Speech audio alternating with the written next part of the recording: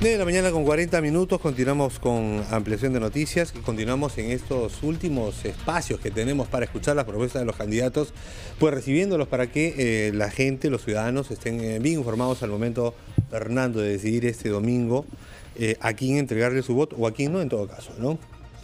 Bueno, está con nosotros el señor Ricardo Rivera Romero, candidato al Congreso por Fuerza Popular con el número 6. Y también está con nosotros Sergio Ibáñez Yagui, candidato al Congreso por el PPC con el número 27 aquí en Lima. Seico. ¿Perdón? Seico Ibáñez. Seico Ibáñez. Candidato al Congreso por el PPC con el número 27 aquí en Lima. Bienvenidos a ambos. Gracias. Doctor Ibáñez, no le da un bonito número, el número 27 es uno de los últimos en esta relación, pero entiendo que sus propuestas sí tienen una calificación mayor. Cuéntenos, por favor. Soy respetuoso de la democracia interna de mi partido. Es el número que me asignaron en una elección interna transparente y que al final culminó en un congreso de delegados que ellos vieron determinar quién iba en el lugar de la lista. Pero obtenemos voto preferencial y eso al final es lo que cuenta.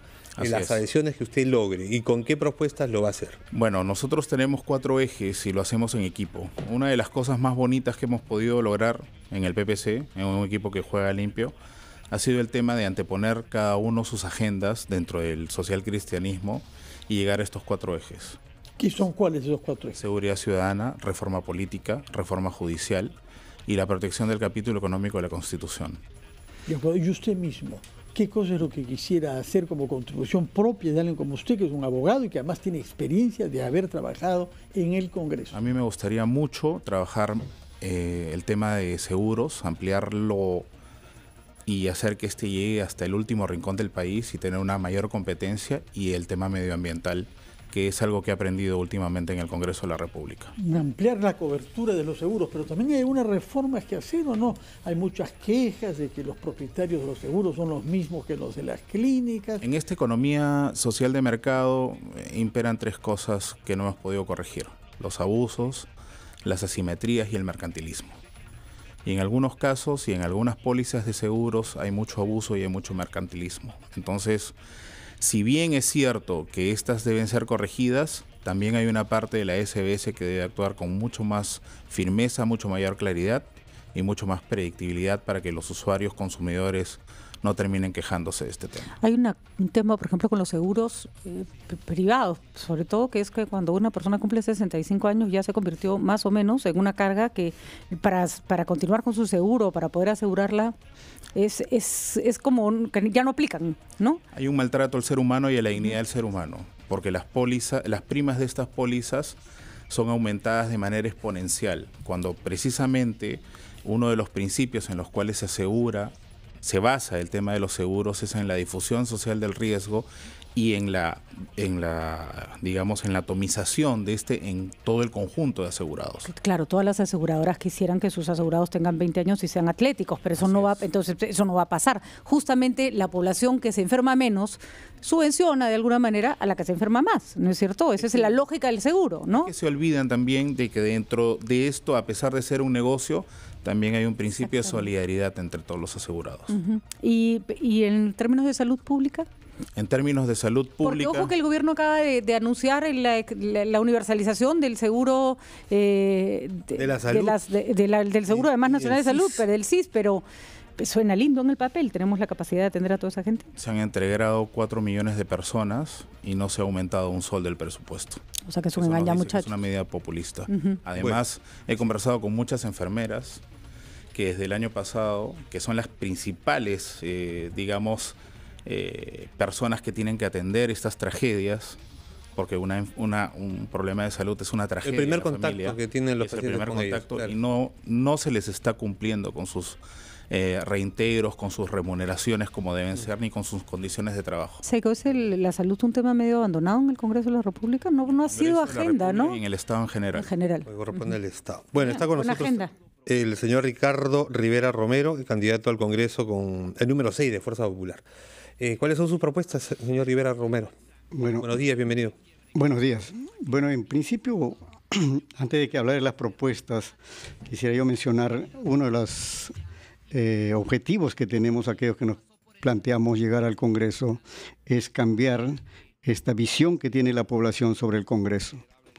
Por un lado, la legitimidad, por otro lado, ver que el Congreso puede representar efectivamente a los deseos de cambio de la población. Para eso estamos planteando una posición de diálogo, de no enfrentamiento, de no negacionismo, ¿no? Y aperturarnos para llegar a convergencias. ¿En qué aspectos? ¿En qué temas fundamentales? Por ejemplo, en la reforma política. No puede haber reforma política si no se cambia la ley sobre el límite de tiempo para las elecciones. Tendríamos que modificar. Bueno, sí, ahora en abril, claro, antes de abril. Eso es. Otro es sobre la bicameralidad. Por ejemplo. ¿Sí o no a la bicameralidad? Sí a la bicameralidad. Fuerza Popular dice sí a la bicameralidad. Sí a la bicameralidad. Muy bien. Y también estamos por hacer propuestas que beneficien directamente a la población. Acabo de escuchar aquí el tema que ustedes han tocado con mucha amplitud sobre lo que ha sucedido en Villa El Salvador. Pero a nivel de leyes, por ejemplo, no hay una relación de las leyes en relación con lo fundamental de un país. Vivimos en un país donde hay mucha aleatoriedad en casi todo. Se habla del IMARPE. Nosotros dependemos, la economía y la pesquería depende de los efectos del Niño. Influye en el PBI, en la disminución del PBI, los riesgos de los niños y las inundaciones. Influye en la economía de la ganadería, de la sierra, los friajes. Pero no hay una relación entre las leyes y la prevención de todos esos efectos que causa, por ejemplo, los fenómenos climáticos en nuestro país. Entonces, muy poco se va por ese tema. Eso lo tocaremos más adelante como un tema, pero fundamental. Pero otro de los pilares que tenemos también es la defensa de la Constitución de 1993, porque es la garantía del desarrollo económico. De acuerdo. Nos ha dicho entonces, comenzando su intervención, que quieren cambiar la imagen que ha dejado el Congreso disuelto, en el sentido de que haya más diálogo, menos obstrucción. ¿Cómo se aplica este noble propósito al tema de la elección de los jueces constitucionales? Que, como usted sabe, ingeniero, es lo que precipitó la disolución. ¿Usted considera que el señor Ortiz de Ceballos ha sido elegido de una manera consumada? ¿Usted considera que se debe cambiar la modalidad del voto o mantener la que se estaban aplicando y cuyo proyecto de ley modificatorio justificó al presidente la disolución? Yo pienso que la disolución ha sido inconstitucional, pero ya hay un pronunciamiento del Tribunal Constitucional y hay un proceso en ciernes que está avanzando, que es la elección, ¿no? Pensamos que más adelante las reformas que se propongan en el Congreso lleven a que la elección de los miembros del Tribunal Constitucional se haga pues dentro de los cánones correctos de reconocimiento, sobre todo de el prestigio, la honorabilidad y la formación que tengan los nuevos miembros del Tribunal Constitucional. Aspiramos a eso. Muy bien. Permítanos, por favor, ambos invitados que están aquí en la mesa de RPP aquí en Lima, tomar contacto con un candidato por Piura. Nos vamos al norte de nuestro país. El señor Javier Atkins es candidato al Congreso, representando con el número 1 a Piura en la relación en el partido Perú Patria Segura. Señor Javier Atkins, buenos días, bienvenido. Buenos días, ¿con quién tengo el gusto? Lo saluda Ricardo Gómez Palma, estamos aquí en la mesa de ampliación de noticias con Fernando Carballo y Patricia del Río. A ver, ingeniero, tenemos poco espacio, cuéntenos qué propone usted, no a los piuranos, sino al país, porque el Congreso representa a todo el país. Efectivamente, nuestra principal propuesta como grupo político es generar el espacio y la reglamentación suficiente para que las Fuerzas Armadas se incorporen y apoyen a la Policía Nacional en esta guerra interna que tenemos ahora contra la inseguridad ciudadana. Nuestro fundador del partido, Renzo Rayardo, pues trabajó mucho en este tema cuando fue congresista, y la verdad es que estamos viviendo acá en el Perú y en particular en Piura, en el norte, unos momentos de zozobra, que no hay día, que no hay asesinatos. Hace una semana un muchacho de 25 años, deportista, delante de su madre, le metieron 4 balazos. Anteayer un comerciante de limones por la zona de Sullana fue asaltado y muerto de 2 balazos. En fin, Nuestra principal propuesta va por el lado de generar que las Fuerzas Armadas salgan de los cuarteles y en principio pueden patrullar las carreteras de penetración, los caminos, las zonas, digamos, que ya la Policía Nacional, que viene haciendo un buen trabajo, ya no le dan los brazos, no le alcanza, y necesitamos pues que todo el Perú y todas las instituciones se unan en esta guerra interna que es muy lamentable y que viene acechándonos. Bueno, cuando menos es polémica esa propuesta que se ha planteado antes y llevar a la práctica es, en verdad, viéndolo positivamente, un reto nada más. ¿Qué otra acción propone? Claro que la seguridad ciudadana es el motivo fundamental de Perú Patria Segura, pero ya mirando el norte de nuestro país y su experiencia como gobernador regional, ¿qué propone usted además, ingeniero? Mira, una segunda propuesta es profundizar la descentralización en el sector deportivo. Todos los estadios de Piura y coliseos en general en el Perú que son administrados por el IPD, que debería ser el Instituto Peruano, pero parece que es el Instituto Limeño del Deporte, todos los estadios y coliseos están cerrados. Hace 4 o 5 años que los jóvenes no pueden practicar deportes, las ligas de atletismo, la liga de box, la liga de básquet, las ligas de voleibol, todas han desaparecido. No hay escenarios deportivos.